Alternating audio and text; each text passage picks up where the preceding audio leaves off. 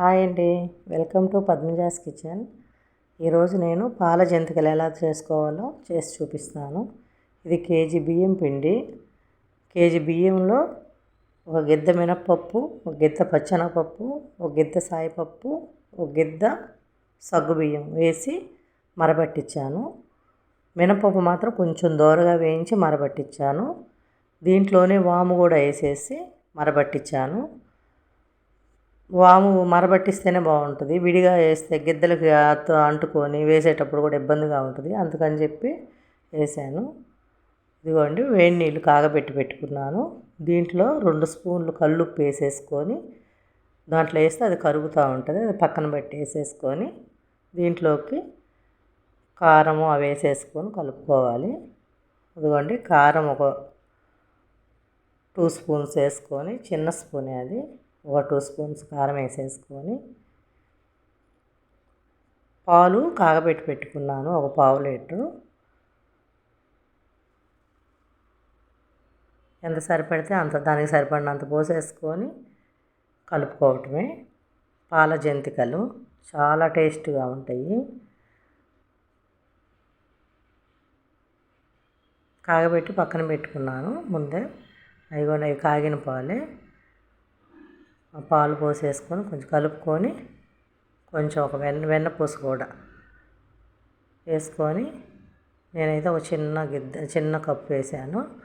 వెన్నపూస కూడా వేసేసి బాగా కలుపుకోవాలి. అది బాగా ఉండలు లేకుండా మొత్తం పిండి మొత్తం కలుపుకోవాలి.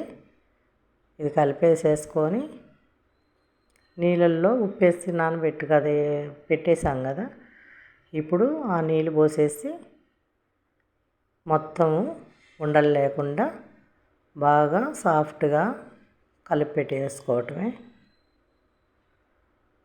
పాల జంతికలు.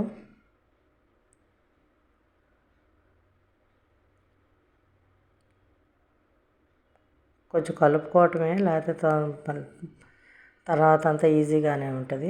ఒత్తుకోవటం కూడా బాగానే అంత తేలిగ్గానే ఉంది. ఆయిల్ వాటర్ పోసేసుకొని దీంట్లో సాల్ట్ వేసాను కదా, అది మొత్తం బాగా పిండి అంతా కలుపుకొని ముద్ద చేసేసుకోవాలి.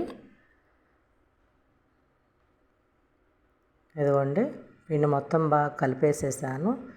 పిండిని మనం కలుపుకునేటప్పుడే బాగా కలుపుకుంటే అవి బాగా గుల్లగా కరకరలాడుతూ వస్తాయి. పిండి మొత్తం కొంచెం కలపటమే కష్టం. కొంచెం కలిపి పెట్టేసేసుకొని ఈ పిండిని అదిగోండి అట్లా ఒత్తితే కొంచెం అట్లా దిగబడేలాగా అట్లా ఇలాగ కలిపెట్టుకుంటే మనకి పిండి ఒత్తుకునేటప్పుడు కూడా తేలిగ్గా దిగుతాయి అన్నమాట. బాగా కలిపి పెట్టేసేసుకొని ఒక 10 నిమిషాలు కనుక నానబెట్టుకుంటే బాగుంటాయి. ఇది కలిపి పక్కన నానబెట్టేసేసుకొని ఈలోపు బాండిలు పెట్టేసుకుంటే ఆయిల్ హీట్ అవుతుంటుంది. ఆయిల్ హీట్ అయిన తర్వాత వేసేసుకోవటమే. ఒక 10 నిమిషాలు నానబెట్టేసాను అండి. పక్కన బాండిలు పెట్టేసేసుకొని ఆయిల్ హీట్ అయ్యింది. అదిగోండి, ఆయిల్ హీట్ అయ్యింది. అట్లా వేసి చూస్తే మనకు అర్థమయ్యిద్ది. ఇప్పుడు పిండి గిద్దలో పెట్టేసేసుకొని ఒత్తేసేసుకోవటమే.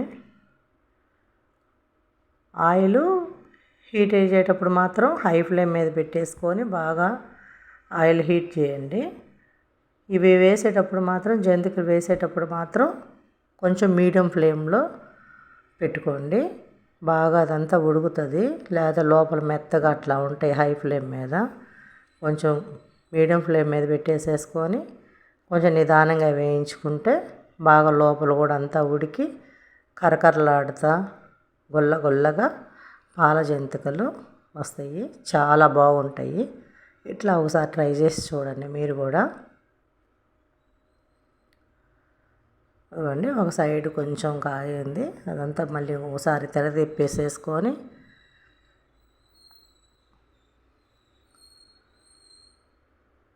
పాలు, వెన్నపూస, కొంచెం వేడి నీళ్ళల్లో కల్లుప్పు వేసి నానబెట్టాం కదా, వేడి నీళ్ళు అవి కూడా వేస్తాం కదా, బాగా గుల్లగా వస్తాయి. అదిగోండి కాగింది.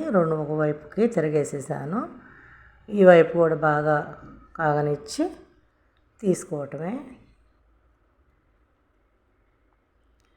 వేడి నీళ్ళు పోసి వెన్నపూస వేసాం కదా, పాలు కూడా పోసాం. టేస్ట్ చాలా బాగుంటుంది. ఇట్లా ఒకసారి ట్రై చేయండి. ఇదిగోండి రెండో వైపు కూడా కాగింది.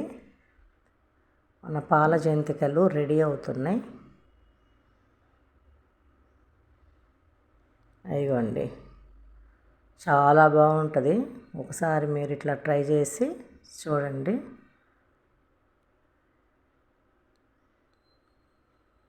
కరకరలాడుతూ వస్తాయి. బాగుంటాయి, చాలా బాగుంటాయి టేస్ట్గా. ఇట్లా చేసుకోండి మీరు కూడా. ఇంకా అంతేనండి. సేమ్ ఇట్లానే పిండి మొత్తం వేసేసుకోవటమే. కొంచెం చెయ్యి తడుపుకొని, అదిగోండి చెయ్యి తడుపుకొని పిండి పెట్టేసేసుకుంటే వచ్చేటప్పుడు మనకి తేలిగ్గా ఉంటాయి, హార్డ్గా లేకుండా. ఇంకా ఇట్లా వేసేసుకోవటమే. ఒత్తేసుకొని అదంతా పిండి, ఇంకా అన్ని పిండి మొత్తం ఇట్లా వేసేసుకోవటమే. పాల జంతికలు మీరు కూడా ఇట్లాగే ట్రై చేసుకోండి.